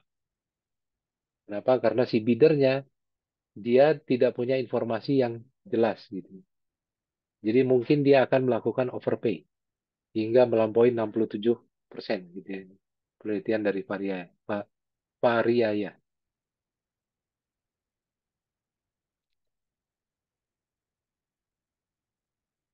Hostile takeover, ambil alih secara paksa. Ya, dilakukan dengan tawaran akuisisi pada kali pertama. Kalau belum disetujui juga, dia akan melakukan tender offer. Menaikkan harga penawarannya dan diumumkan. Ya, diumumkan gitu ya. Menawar langsung saham target ini ya tender offer. Yaitu dengan menawar langsung saham target melalui pengumuman publik. Kenapa? Karena negosiasi dengan manajemen target mengalami kebuntuan. Jadi dia umumkan, dia mau beli dengan harga sekian. Yang terjadi adalah situasi hostile takeover.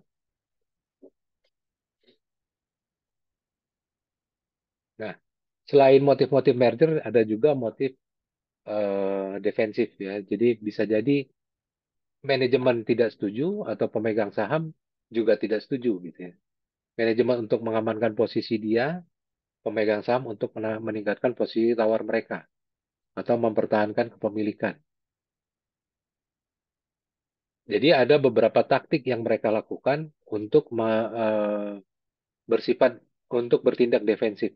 Ya, satu melakukan rekayasa finansial ya sehingga pengakuisisi menjadi tidak tertarik, meningkatkan kinerja saham, kinerja perusahaan sehingga pemegang saham existing tidak menjadi menjual sahamnya kepada pengakuisisi atau dia merubah anggaran dasar. Ya, anggaran dasar sehingga sulit bagi perusahaan lain untuk masuk mengakuisisi. Ini merubah anggaran dasar golden parachute di mana manajemen minta kompensasi yang besar atau dia merubah anggaran dasar sehingga sahamnya akan punya dua jenis saham ya ada dengan hak voting yang berbeda sehingga pengakuisisi akan kesulitan. Misalnya karena yang dijual hanya saham yang memiliki hak voting rendah. Merubah persetujuan mayoritas. Ya, jadi merger akuisisi bisa dilakukan kalau ada persetujuan dalam persentase tertentu dari pemegang saham. Lalu stagger board of director mereka mengunci gitu ya, mengunci bahwa dewan direksinya hanya bisa diganti setelah jangka waktu tertentu. Sehingga pengakuisisi enggan gitu ya, karena mereka harus melakukan penggantian manajemen. Ini kalau dilakukan sebelum penawaran. Ini taktik defensif kalau sesudah penawaran. Jadi satu, payment defense sama manajemen meminta kompensasi yang tinggi, share premium buyback, perusahaan menawarkan untuk membeli kembali dari pemegang saham dengan harga premium atau lebih tinggi, atau white knight. White knight ini dia berusaha mencari pengakuisisi yang lain yang lebih menguntungkan. Crown jewel menjual aset-aset utama perusahaan. Poison pill target target memberi hak pada pemegang sahamnya untuk membeli kembali sahamnya dengan harga yang lebih murah. Oke. Itu sampai dengan sesi 13. Jadi 9 masalah eh, financial distress tadi ya. 10 value enhancement. Bagaimana kita meningkatkan value. 11 mengenai menilai perusahaan yang akan diakuisisi, merger akuisisi. Termasuk di sini adalah sinergi operasional. 12 kita membahas mengenai sinergi finansial. 13 tadi mengenai taktik-taktik dari merger akuisisi. Ke-14 ini ada istilah-istilah lain terkait dengan restrukturisasi keuangan. Ya, jadi nanti saya buatkan lagi videonya sesi 14 karena memang belum waktunya gitu ya. Ada literatur yang menyebutkan bahwa restrukturisasi keuangan itu mengacu pada penjualan aset atau divestasi. Ya, jadi melepaskan bagian dari divestasi. Poinnya tetap sama ya teman-teman. Poinnya adalah kita adalah meningkatkan value bagi pemegang saham.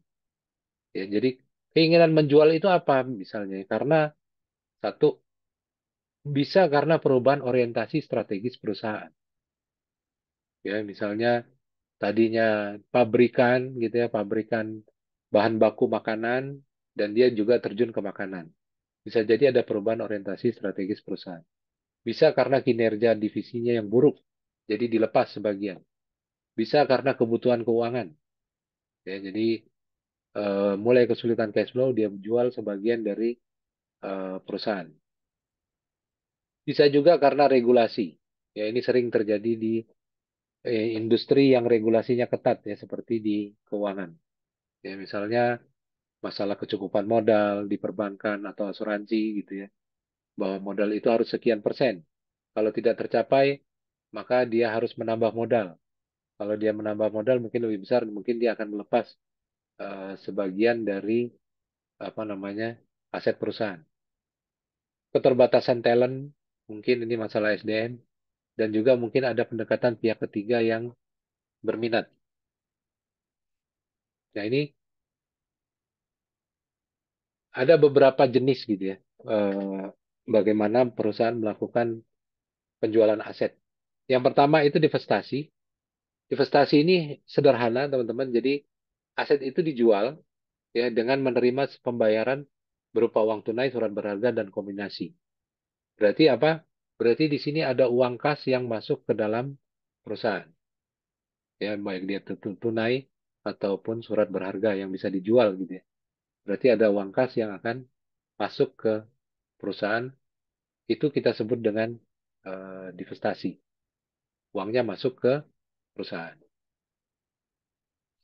Ada equity carve out. Nah, ini mulai berbeda ya. Kalau equity carve out, eh, ada perusahaan anak ya yang kita lepas dengan mendirikan perusahaan baru. Ya, dilakukan divestasi dengan mendirikan perusahaan baru. Jadi eh, perusahaan baru ini akan menerbitkan saham baru, gitu ya, akan menerbitkan saham baru dan ini dijual, gitu, dijual dan bisa jadi pemegang saham perusahaan barunya itu ini berbeda dengan yang lama. Ini kan kondisi existing, ya. Ini perusahaan induk, ini perusahaan anak yang akan dilepas. Perusahaan anak ini akan mendirikan perusahaan baru dan dia akan menjual saham. Bisa jadi pemegang saham ini ikut berinvestasi ke sini atau investor lain. Yang jelas hasil investasinya akan dikembalikan ke perusahaan induk ya dalam bentuk kas gitu ya. Dalam bentuk kas. Jadi bisa jadi ada uang kas yang masuk dan bisa jadi pemegang sahamnya ini berbeda. Ini equity carves out. Lalu ada juga spin off ya. Spin off ini sama sebetulnya.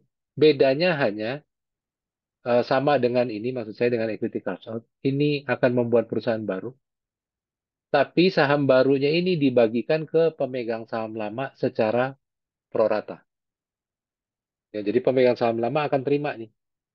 ya diterbitkan saham baru, perusahaan baru ini, dan saham barunya ini akan dibagikan ke pemegang saham lama secara prorata, secara proporsional. Jadi pemegang sahamnya akan sama.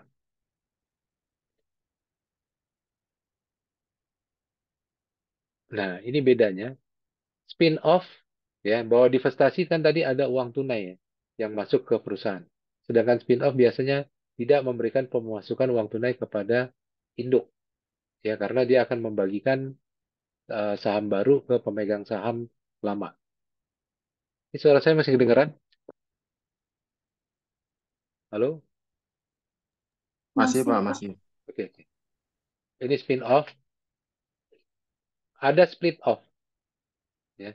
Split-off, saham baru di anak perusahaan diterbitkan, tapi pemegang saham lama hanya dikasih opsi untuk beli atau ditukar. Ya, jadi dia boleh mempertahankan saham lamanya atau dia tukar dengan pemilikan di perusahaan yang baru. Jadi kalau split off ini ada saham baru, kalau tadi kan kalau spin off saham barunya ini akan dibagikan nih ke pemegang saham lama. Tapi kalau yang split off gitu ya, split off ini akan diberi pilihan opsi ke pemegang saham lama. Apakah akan dipertahankan gitu ya atau dikasih dengan saham baru. Ya, jadi itu beda dengan split off.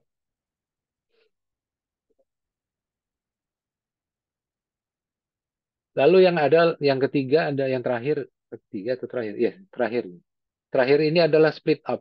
Split up ini adalah terjadi serangkaian spin off dari aset-aset perusahaan. Jadi ada banyak perusahaan baru gitu ya.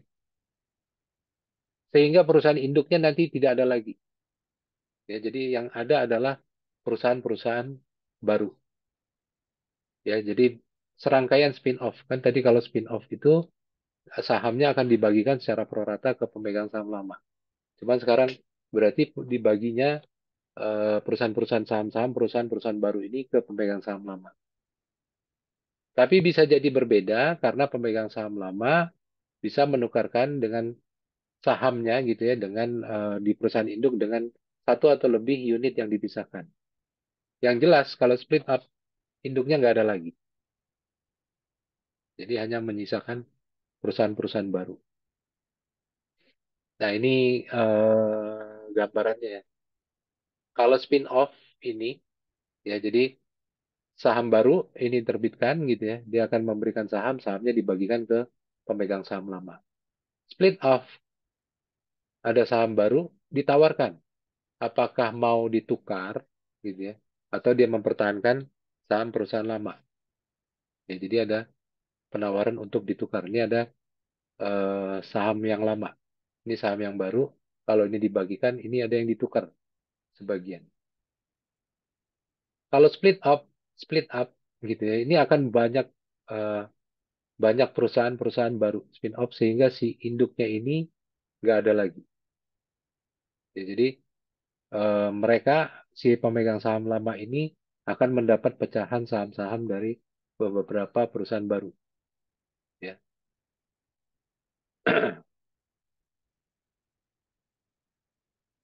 oke itu terkait dengan spin off dan split up. Lalu ada divestitur gitu ya, divestitur yang sifatnya divestasi yang sifatnya voluntary sama involuntary. Involuntary itu maksudnya dipaksa atau tidak sukarela. Biasanya kenapa ini terjadi? Karena adanya aturan dari regulator, ya dari regulator. Ini biasanya ada di industri-industri yang highly regulated, ya seperti keuangan, industri keuangan. Ya. Misalnya masalah kecukupan modal, sehingga mereka harus melakukan divestasi. Ya, jadi mereka harus mengikuti aturan gitu lah, kasarnya. Dia harus melakukan divestasi, melepaskan sebagian sahamnya gitu. Ya. Ini tabel yang menggambarkan alasan dilakukan divestasi ya di Amerika. Ya, pertama adanya perubahan strategi perusahaan, adanya unit yang tidak menguntungkan, digunakan untuk melakukan pelunasan hutang atau membiayai proyek baru gitu, hasil penjualannya. dan beberapa alasan-alasan lain gitu yang cukup besar.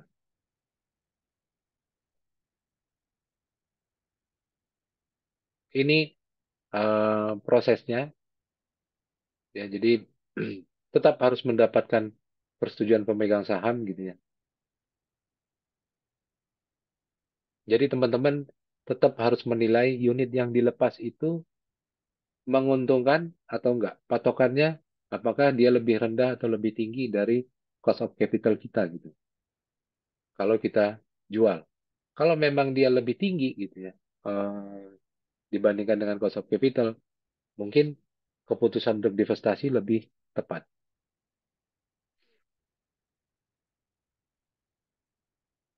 Ini penelitian dari Stultz dan Walkling, ya, bahwa perusahaan-perusahaan di industri yang lebih liquid lebih mungkin untuk didivestasi.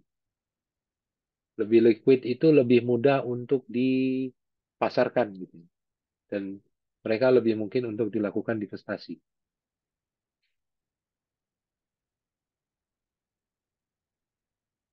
Nah, ini wealth effects-nya. Wealth effects itu maksudnya efek bagi kekayaan si pemegang saham. Ya, ini menarik nih. Ada beberapa respon. Ketika sebuah perusahaan mengumumkan akuisisi, dalam banyak kasus respon pasar bersifat negatif. Penelitian lain menunjukkan bahwa ketika sebuah perusahaan melakukan aksi jual, respon pasar seringkali positif. Justru yang menjual yang respon pasarnya positif. Ya, dampak lalu penelitian mengenai dampak negatif terhadap akuisisi dan dampak positif terhadap penjualan. Dampaknya secara statistik tidak signifikan.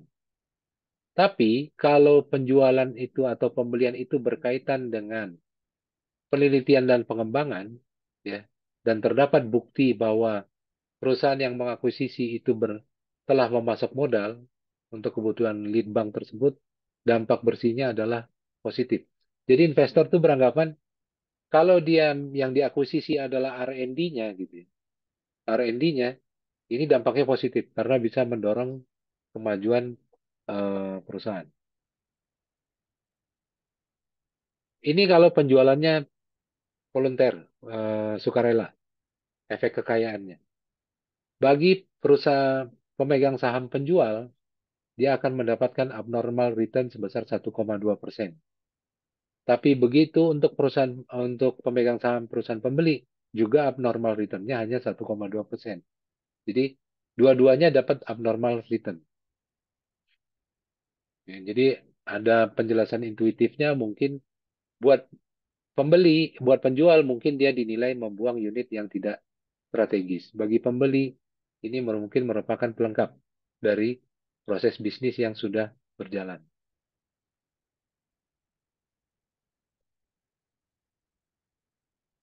Oke, ini lagi penelitian dari Owen C. dan Yelson. Mereka menemukan bahwa divestasi justru akan menciptakan wealth, menciptakan kekayaan. Namun, kontribusi menurut mereka yang paling signifikan terhadap penciptaan kekayaan adalah tata kelola atau good corporate governance. Ya, jadi, pemegang saham itu akan beranggapan kalau dewan direksinya itu lebih independen, ya, eh, pemegang sahamnya juga manajemennya itu adalah orang-orang yang punya track record bagus, gitu ya, akan memberikan dampak positif yang lebih besar terhadap kekayaan pemegang saham. Ya, jadi justru berkaitan dengan good corporate governance. Ya, kalau investor akan beranggapan bahwa kalau direksinya ini independen, justru akan banyak membantu kemajuan dari kekayaan si pemegang saham. Lalu ini berkaitan dengan agency problem. Ya, banyak perusahaan memberikan insentif untuk mengatasi agency problem dengan memberikan insentif saham. Ya, jadi bonusnya itu kadang-kadang manajemen itu dikasih opsi saham. Ya. Tapi sebetulnya hal ini tidak juga menghilangkan masalah agensi. Masih terdapat perbedaan juga antara pemegang saham dengan manajemen. Kenapa? Karena manajer tetap memperoleh kompensasi yang tidak berbasis dari ekuitas. ya seperti gaji dan tunjangan dan lain-lain.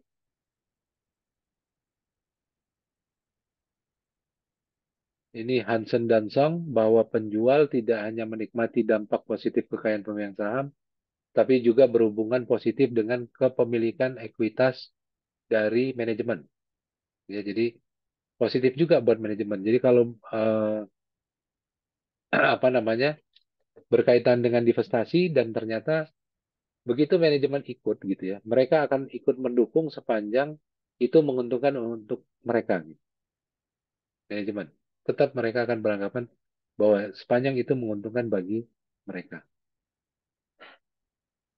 Efek kekayaan dari spin-off.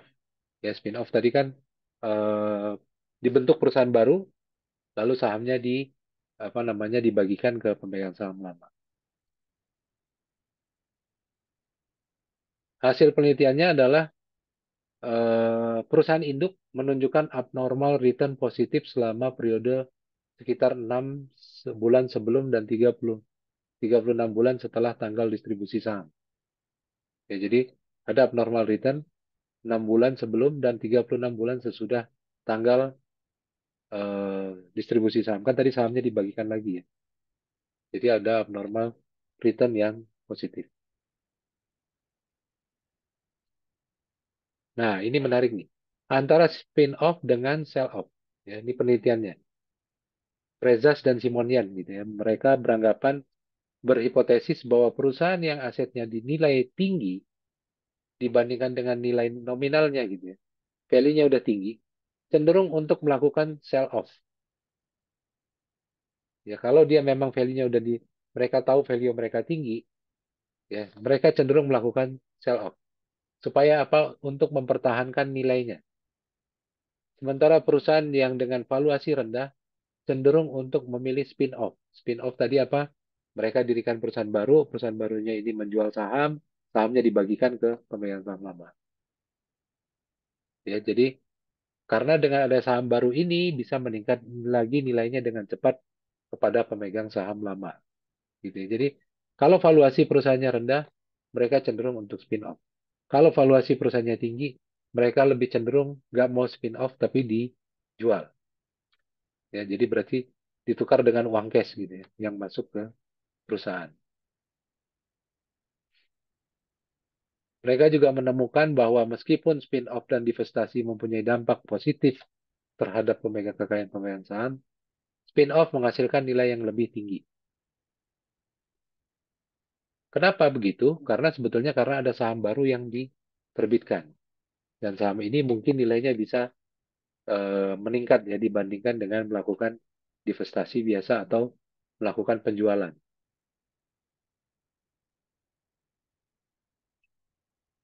Efek kekayaan dari penjualan eh, sell off yang sifatnya defensif dan volunteer. Jadi memang sukarela. Efek positif mungkin tidak ada. Ya, jadi kalau jual sukarela, tujuannya adalah untuk defensif gitu ya, atau untuk bertahan, efek positif mungkin tidak ada. Jadi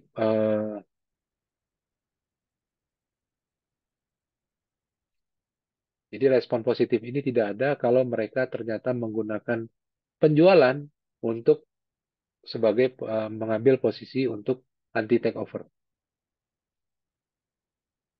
Nah, ini kalau efek kekayaan dari penjualan involuntary atau penjualan yang bukan sukarela atau dipaksa dengan oleh regulator gitu. Ini penelitian dari Kudla dan McInnes bahwa dengan adanya spin-off involuntary ini, ya jadi harga saham ini secara perusahaan yang melakukan ini gitu ya, dalam hal ini FTC, Louisiana Pacific perusahaannya, perusahaan itu harga sahamnya tidak pernah pulih kembali ke tahun sebelumnya. Jadi mereka akan turun. Ya, jadi dengan spin-off sampai Maret sampai 3 tahun sesudah dilakukan spin-off. Walaupun sesudah itu harganya akan rebound. Jadi sampai dengan 3 tahun pertama, mereka 71 sampai 74 sahamnya tidak pernah pulih. Dan juga ternyata ada apa? Ternyata ada peningkatan beta perusahaan sesudah spin-off. Ya. Kenapa ada betanya meningkat? Karena dalam hal ini kan kaitannya dengan monopoli. Perusahaan ini dinilai melakukan monopoli sehingga harus melakukan spin-off. Dengan adanya dilepas begitu ya, jadi penurunan kekuatan monopoli setelah spin-off. Sehingga mereka menilai, investor menilai perusahaan menjadi lebih berisiko. Sehingga betanya meningkat. Lalu spin-off juga berkaitan dengan perubahan fokus dari perusahaan. Ya, jadi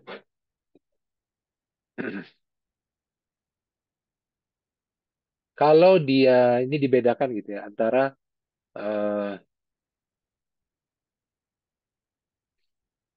kalau perusahaan induk dan unitnya dibedakan gitu ya. Kalau dia berbeda industrinya dan kalau dia industrinya sama. Mereka menemukan adanya peningkatan ukuran kinerja untuk spin-off dengan industri yang sama. Tapi kalau industri yang cross industri, ya jadi mereka akan menilai ada peningkatan ukuran kinerja untuk spin-off yang cross industri. Tapi kalau industrinya sama, itu tidak ada peningkatan ukuran kinerja. Lalu penelitian lainnya menjelaskan bahwa spin-off itu bisa meningkatkan fokus perusahaan, sehingga memiliki efek kekayaan pemegang saham yang lebih positif, gitu ya, lebih besar. Lalu ini berkaitan dengan equity carve out.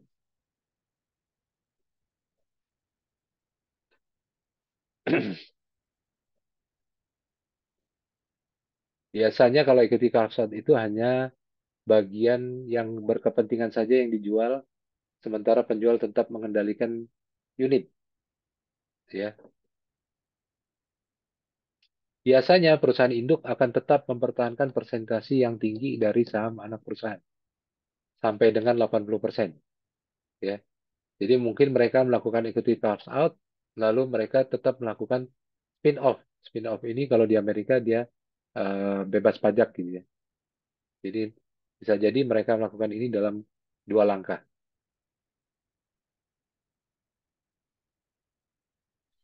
Rata-rata equity carve out mempertahankan kepemilikan saham mereka sampai dengan 70-80% gitu ya. Ini berkaitan dengan equity carve out. Yang pertama, untuk apa? Untuk test the water. Ya, dengan menerbitkan beberapa ekuitas, penjual bisa menetapkan nilai pasar untuk unit ya yang bisa digunakan secara terpisah. Lalu ada konsekuensi pajak. Ya, saham. Kalau mereka menjual saham induk, jadi ini jadi penawaran sekunder. Kalau perusahaan anak yang dijual berarti ini adalah IPO. IPO ini tidak memiliki konsekuensi pajak, tapi kalau penjualan di market sekunder itu akan menghasilkan konsekuensi pajak bagi induk. Lalu ketika short yang lain adalah efek pajak yang tidak merugikan, yang bisa digunakan untuk melunasi hutang pada induk. Equity carve out secara umum menghasilkan abnormal rata-rata laba abnormal rata-rata positif ya sebesar 1,8%.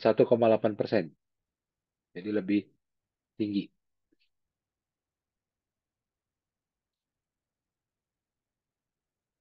Ini penelitian lainnya perusahaan carve out dan penggunaan dananya. Mereka menemukan bahwa anak perusahaan yang carve out cenderung memiliki operasi yang lebih buruk dalam hal kinerja dan leverage ya dibandingkan dengan industri. Ya bahwa jadi kinerja memang lebih buruk dan dilakukan carve out. Lalu kalau dana hasil carve outnya digunakan untuk membayar hutang, maka pemegang sahamnya akan perusahaannya akan menunjukkan kelebihan rata-rata return sebesar 6%. Kalau digunakan untuk investasi, returnnya hanya 0,01%. Jadi kalau digunakan justru kalau untuk membayar hutang, returnnya akan meningkat 6,63%. Wajar begitu ya, maksud saya logisnya kan memang carve out ini kan berarti kinerja perusahaannya yang mungkin kurang bagus gitu ya, sehingga dilakukan carve out. Equity carve out akan membawa modal baru ke perusahaan induk. Equity carve out meningkatkan kekayaan pemegang saham, ya, rata-rata kenaikannya sebesar 1,8%. Ini lebih bagus dibandingkan kalau dia melakukan IPO. IPO justru terjadi kerugian bagi pemegang saham sebesar minus 23%. Schiffer dan Smith berpendapat bahwa reaksi harga saham positif disebabkan oleh kombinasi efek, termasuk informasi yang lebih baik dan lebih jelas tentang perusahaan induk dan perusahaan anaknya. Perbedaan equity carve out dan spin off, ya. Ada cash flow positif dalam carve out, tapi dalam spin off tidak menghasilkan perubahan cash flow. Tadi kan kalau spin off hanya dipecah sahamnya dan dibagikan ke pemegang saham induk. Perusahaan yang lebih beresiko cenderung untuk melakukan spin-off dibandingkan dengan carve out. Ini logisnya sebetulnya memang logis karena dengan spin-off ada saham baru gitu ya, ada saham baru yang dibagikan gitu ya. Dan bisa saham baru ini nilainya bisa jadi lebih tinggi karena ada investor lain yang mungkin ikut masuk.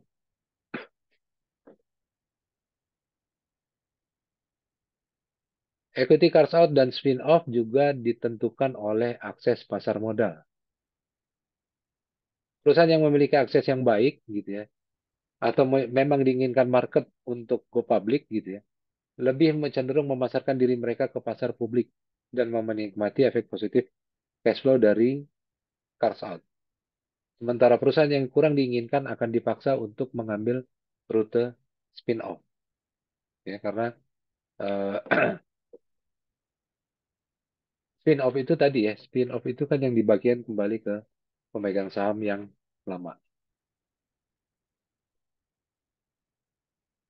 Likuidasi sukarela atau voluntary. Dalam likuidasi sukarela, kriteria umum ditetapkan adalah jika nilai pasar aset perusahaan secara signifikan melebihi nilai ekuitas perusahaan, likuidasi perlu dipertimbangkan. Kalau nilai asetnya ternyata secara signifikan lebih tinggi dibanding nilai ekuitasnya. Likuidasi sukarela dapat dikontraskan dengan divestasi. Motif pajak bisa membuat likuidasi lebih menarik dibanding dengan divestasi. Wealth effect dari likuidasi sukarela. Nah, ini saya tadi baca-baca ini jadi ingat dengan ini nih, apa namanya, Seritek gitu. Kalau dia likuidasi sukarela, kelebihan penelitiannya ada terdapat kelebihan return rata-rata pemegang saham 21,4% selama bulan pengumuman. Ya, jadi efek kekayaan pemegang saham positif berupa selama bulan pengumuman tersebut. Jadi abnormal sebesar 13,62%. Selain itu, lebih dari 80 perusahaan dalam sampel mereka menunjukkan pengembalian abnormal yang positif. Jadi, likuidasi sukarela justru akan memberikan return yang lebih tinggi bagi pemegang saham existing. Ya, itu sesi 14 ya teman-teman. Oke, ada pertanyaan sampai sini? Eh, yang sesi 14 nanti saya buat lagi videonya, saya lengkapin, saya upload gitu ya, mudah-mudahan sebelum tanggal 11 sudah bisa. Yang sesi 18 ya kita cukupkan sampai di sini ya. Tapi mudah-mudahan teman-teman bisa dapat gambaran, eh, kan tanggal 25-nya udah udah UAS ya. Udah UAS. Ya gambarannya itu, tolong jangan dijawab dari luar gitu ya. Kalau dari luar kadang-kadang jawabannya terlalu luas gitu. Ya nggak terlalu luas. Sementara di materi ada gitu. Dan kalau di materi bisa dipertanggungjawabkan. Kalau dari luar kadang-kadang perkembangannya itu udah terlalu jauh gitu ya. Terlalu jauh saya baca pendapatnya kadang-kadang betul, tapi pendapat itu kan berkaitan dengan perusahaan yang sudah go public gitu ya, nggak secara umum gitu. Itu aja. Ada pertanyaan atau komentar silakan. Tugas nanti dikumpulkan aja by Japri minggu depan nggak apa-apa. Saya janji kemarin sesi berapa sih? Sesi 13 ya, 13. Nanti dikumpulkan aja by Japri, nggak usah disiakat. Itu penting buat saya buat penambah nilai. Oke. Baik, Pak. Nah, kuisnya juga tuh Mbak Jimmy banyak yang belum. Sudah diupdate, Pak. Udah diupdate ya? Oke. Oke. Oke, kalau nggak ada, saya kira cukup ya. Terima kasih. Selamat sore. Assalamualaikum warahmatullahi wabarakatuh. Waalaikumsalam, Pak. Terima kasih, Waalaikumsalam. Pak.